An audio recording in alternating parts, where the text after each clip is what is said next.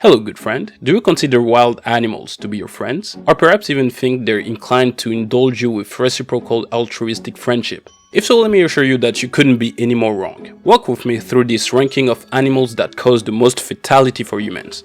Number 20. The shark.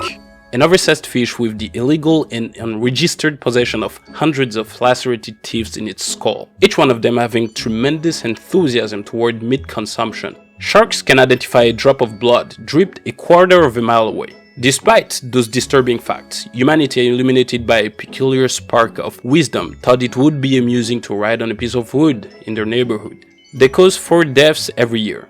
The wolf, a short-tempered predator lacking the most basic notion of mannerism. It shares the physical features of a dog but devoid of all of its qualities for decent indoor companionship. Most human and wolf interactions occur during camping trips, and there you are, having managed to scramble an infinitesimally small amount of time in the form of a vacation away from the tortuous grip of a compulsively authoritarian boss, only to find yourself sharing a tent with a clinically deranged canine probably infected with rabies, and excited to perform on you a magic trick you never asked for. The jellyfish. Deep in the most desolate confines of the ocean, you may come across this gelatinous nonsense, surprisingly carrying itself with unmatched grace, elegance, and class, rendering such marvel to the sea that you may get the sudden urge to encapsulate that moment through a selfie, perhaps hoping it carries the potential to attract the coveted validation of a multiplicity of strangers from social media. In the unfortunate event, that moment culminates into a sting from the worst kind of jellyfish, namely the box jellyfish, your soul will file for immediate termination. The tiger, a striped antisocial feline who apparently developed a passion for substantial steroid consumption. It is a notorious stalker and connoisseur of red meat, which you and I carry in generous abundance. Its excellent predatory inclinations coupled with a viciously muscular body is certain to reduce the amount of fun in the family hiking time to a level almost unimaginable.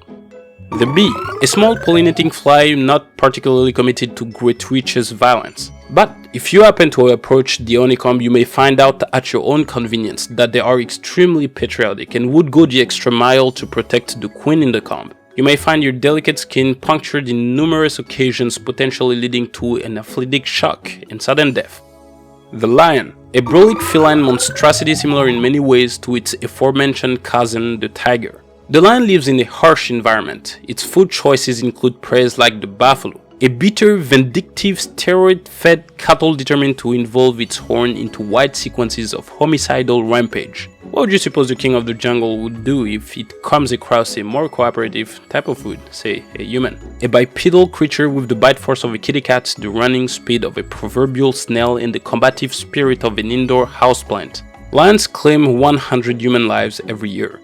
The elephant, the largest living land animal on Earth. They have an OCD scale preoccupation toward territorial domination. The males are substantially more dangerous during their period of heat due to the great flood of testosterone. During those times, they become fully committed to the solicitation of physical report. Sadly, the females are only open for business once every 5 years. Damn. This leaves the males with pronounced emotional frustration and the determination to take it out on innocent bystanders who bear no responsibility for their predicament. The hippopotamus, a renowned psychopath with the kindness of a medieval age, territorial subjugation, and the moral compass of an unscrupulous real estate advisor. Hippos are vegetarian unless, once your existence comes to their awareness, they will be committed with youthful exuberance to a steep decrease of your quality of life. You'll think it extraordinarily hard to believe it is not personal. The tapeworm, a parasitic nonsensical creature concocted through a poisonous cocktail of the world's biodiversity. Once ingested through contaminated water or food, the tapeworm will regard your body as an Airbnb. At first, the symptoms are unremarkable. You may feel a moderate sense of fatigue and a lack of energy, perhaps concluding it's a result of the sweet emotional agony derived from an unreciprocated love interest, only to find out that you also have a 10-meter parasitic bullshit inside you, ready to handle your vital organs with extreme carelessness. The crocodile, an oversized reptilian forgotten by the sum of the extinction efforts in the Jurassic Age. It has a parapet for a mouth and a death sentence issuance for thieves, the strongest bite force in the world, although perhaps even their Holyfield's ears might disagree. Once it seizes you, it will personally see to it that you receive the free death rolling service included in a compensation package you never paid for.